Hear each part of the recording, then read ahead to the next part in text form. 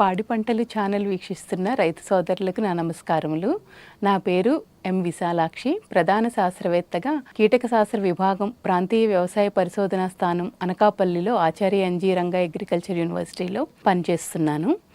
ఈరోజు జీవ రసాయనాలు, చీడపీడల నివారణలో వాటి ప్రాముఖ్యత గురించి చెప్పుకుందాము. వైరస్ ఆధారిత జీవరసాయనాలలో ప్రధానమైనవి న్యూక్లియర్ పాలీహైడ్రోసిస్ వైరస్ అని అంటారు. వీటినే ఎన్పివి అని కూడా అంటారు. ఇవి కూడా మనకి మార్కెట్లో ద్రవ రూపంలో లభ్యమవుతూ ఉంటాయి.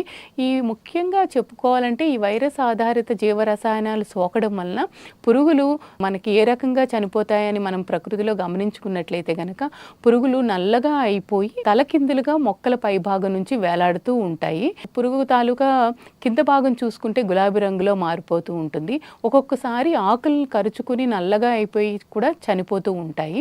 ఈ రకంగా ఇటువంటి పురుగుల్ని మనం చూసినప్పుడు వాటి చర్మాన్ని మనం తాకినప్పుడు అది పగిలిపోయి అందులో నుంచి తెల్లని ద్రవ పదార్థం కూడా బయటకు వస్తుంది. అంటే కొన్ని మిలియన్ల సంఖ్యలో ఈ వైరస్ కణాలు కూడా వ్యాధికి ఆశించి చనిపోయిన పురుగు నుంచి అది ప్రకృతిలో కలిసి తర్వాత వచ్చే చీడపీడలను కూడా సమర్థవంతంగా నిర్మూలిస్తూ ఉంటాయి. ఈ ముఖ్యంగా వైరస్ ఆధారిత జీవరసాయనం ఇది ముఖ్యంగా ప్రతి పురుగుకిను ప్రత్యేకించిదే ఉంటుంది. చెప్పుకోవాలంటే మన పత్తిలో శనగపచ్చ పురుగు నివారణకు మనము శనగపచ్చ పురుగుకు సంబంధించిన ఎన్పివి, దాన్ని హెచ్ఎన్పివి అంటారు, దాన్ని మనం ఉపయోగించుకోవాలి. అదే పొగాకు లద్దె పురుగుకి కూడా ప్రత్యేకంగా ఉంటుంది, దాన్ని ఎస్ఎల్ఎన్పివి అంటారు, సుడోప్టెరా లిటూరా ఎన్పివి అని అంటారు. ఆ రకంగా ప్రతి పురుగుకి ఎన్పివి అన్నది ప్రత్యేకమైనదే ఉంటుంది. మొక్కజొన్నను ఆశించే కత్తెర పురుగు కోసమని స్పుడోప్టెరా ఫ్రూజిపడా ఎస్ఎఫ్ ఎన్పివి అని అంటారు. వీటిని మనము ఒక ఎకరాకి పొలంలో మనం పిచికారీ చేయాలి అని అనుకుంటే గనక ఎకరా పొలంలో 200 లీటర్ల నీళ్ళకి చూసుకుంటే ఒక 200 లార్వల్ ఈక్వివలెంట్స్ అంటారు.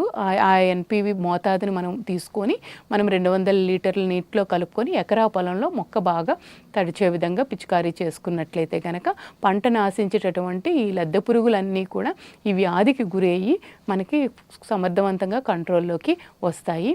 తరువాత ఈ ఎన్పివి ఆధారిత జీవరసాయనాలను, వైరస్ ఆధారిత జీవరసాయనాలను రైతులు కూడా స్వతంగా తయారు చేసుకోవచ్చు. అది ప్రధానంగా ఎలా చేసుకోవచ్చు అంటే పొలంలో ఈ రకంగా వైరస్ ఆశించి చనిపోయినటువంటి పురుగులు ఇందాక మనం చెప్పుకున్నట్లుగా నల్లగా అయ్యి తలకిందులుగా మొక్క నుంచి వేలాడుతూ ఉన్నటువంటి పురుగుల్ని సేకరించి వాటిని నీటిలో కలుపుకొని, అంటే ఒక ఎకరా పొలానికి 200 లీటర్ల నీళ్ళలో ఒక 200 వైరస్ ఆశించి చనిపోయినటువంటి పురుగులను కలెక్ట్ చేసుకొని వాటిని ద్రవంలాగా మిక్స్ చేసి ఫిల్టర్ చేసుకొని దాంట్లో కొంచెము స్టిక్కర్ అని, అలాగే టీపాల్ ఒక 100 ml, తర్వాత ఒక 1 kg బెల్లము కలుపుకొని దానిని మనం పొలంలో పిచికారీ చేసుకున్నట్లయితే గనక మనకి సమర్థవంతంగా పురుగు అన్నిటికీ కూడా ఈ వైరస్ ఆశించి మనకి పంటల్ని సంరక్షించుకోవడం రైతులు స్వయంగా కూడా చేసుకోవచ్చు. నాకు ఈ అవకాశం ఇచ్చినటువంటి పాడి పంటల విభాగానికి నా ధన్యవాదాలు తెలియజేస్తున్నాను.